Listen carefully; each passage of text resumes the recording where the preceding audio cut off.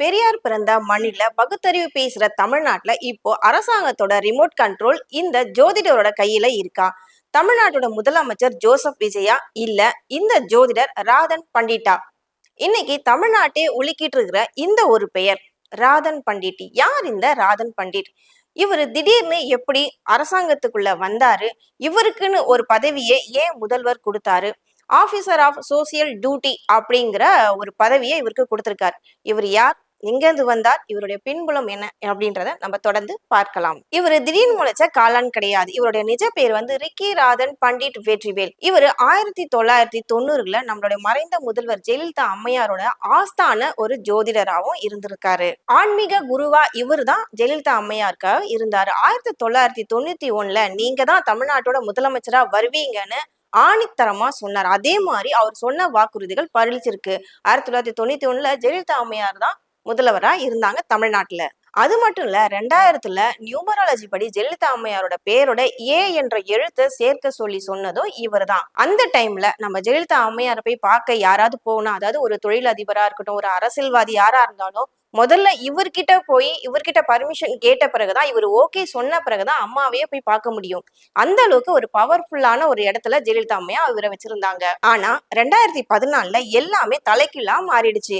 சொத்து குவிப்பு வழக்குல நீங்க ஜெயிலுக்கு போக மாட்டீங்கன்னு சொல்லியிருந்தாரு. ஆனா அதை அப்படியே மாறி இவங்க சொத்து குவிப்பு வழக்குல கைதாகி ஜெயிலுக்கு போனாங்க.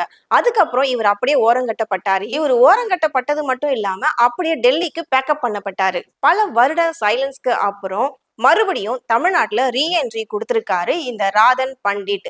திரு ஜோசப் விஜய் அவர்களால மறுபடியுமாக அரசியலுக்குள்ள ஒரு ராஜ குருவாக ஆஸ்தான குருவாகவும் வந்திருக்காரு. 2026ல நீங்க எலெக்ஷன்ல நீங்க தான் ஜெயிக்க போறீங்க, தமிழ்நாட்டோட அடுத்த முதல்வரா நீங்க தான் வர போறீங்கன்னு இந்த ராதன் பண்டிட் தான் தளபதி விஜய்க்கு சொல்லியிருக்காரு. அதே மாதிரி அவர் சொன்ன மாதிரி அந்த வார்த்தையும் பழிச்சிருச்சு. ஆனா அதுக்கப்புறம் நடக்கக்கூடிய விஷயங்கள்லாம் நம்ம பார்த்துட்டு தான் இருக்கோம். அது எல்லாமே பெரிய சர்ச்சையாவே உருவாயிட்டு இருக்கு. சரி, கட்சியை ஆரம்பிச்சாரு, ஜெயிச்சாரு, முதல்வராகவும் வந்துட்டாரு.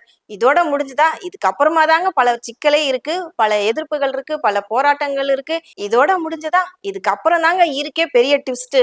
மே 12, 2026 நம்ம தமிழக முதல்வர் விஜய் ஒரு பவர்ஃபுல்லான ஒரு பதவியை ராதன் பண்டிட்க்கு கொடுத்திருக்காரு. அதாவது ஆபீசர் ஆன் ஸ்பெஷல் டியூட்டி. அது அரசாங்கத்துல இவர் தான் ஒரு முக்கியமான பர்சன்ற மாதிரி ஒரு பொறுப்பை கொடுத்திருக்காரு. இதை கேட்டதும் எதிர்கட்சியா இருக்கிறவங்களும் சரி, கூட்டணி கட்சியில இருக்கிறவங்களும் சரி, விசிகா கட்சியை சேர்ந்தவங்க பெரும் கொந்தளிப்புக்கு ஆளானாங்க. ஏன்னா இதுக்கு முன்னாடி எந்த தலைவர்களும் இந்த மாதிரி பண்ணது கிடையாது.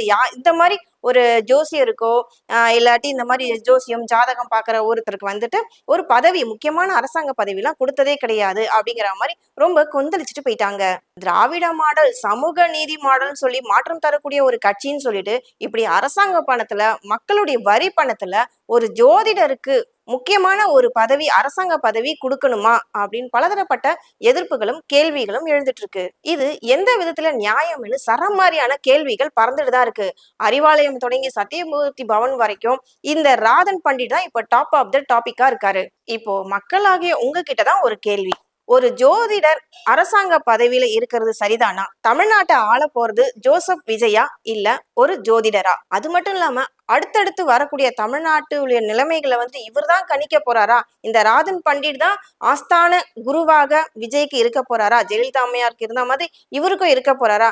இதுக்கப்புறம் வரக்கூடிய பல பிரச்சனைகள் என்ன இருக்கு, போராட்டங்கள் என்ன இருக்கு, பிரச்சனைகள், போராட்டங்கள், எதிர்ப்புகள், சவால்கள், இப்படி ஏகப்பட்டதை சமாளிக்க விஜய்க்கு இவர் தான் ஒரு இடது கை வலது கையா இருக்க போறாரா? இப்படி பலதரப்பட்ட கேள்விகள் மக்களாக உங்களுக்கும் எழுந்திருக்கும், எதிர்கட்சி தலைவருக்கும், அரசியல் கட்சி தலைவர் எல்லாருக்குமே எழுந்திருக்கு. இவர் இருக்கணுமா வேண்டாமா அப்படிங்கறதா ஒரு கேள்விக்குறியா இருக்கிறது. தொடர்ந்து இந்த மாதிரி விஷயங்கள் உங்களுக்கு தெரியணும்னா நம்மளோட மெய்வரா சேனலை சப்ஸ்கிரைப் பண்ணுங்க, கமெண்ட் பண்ணுங்க, லைக் பண்ணுங்க, சப்போர்ட் பண்ணுங்க. நன்றி, வணக்கம்.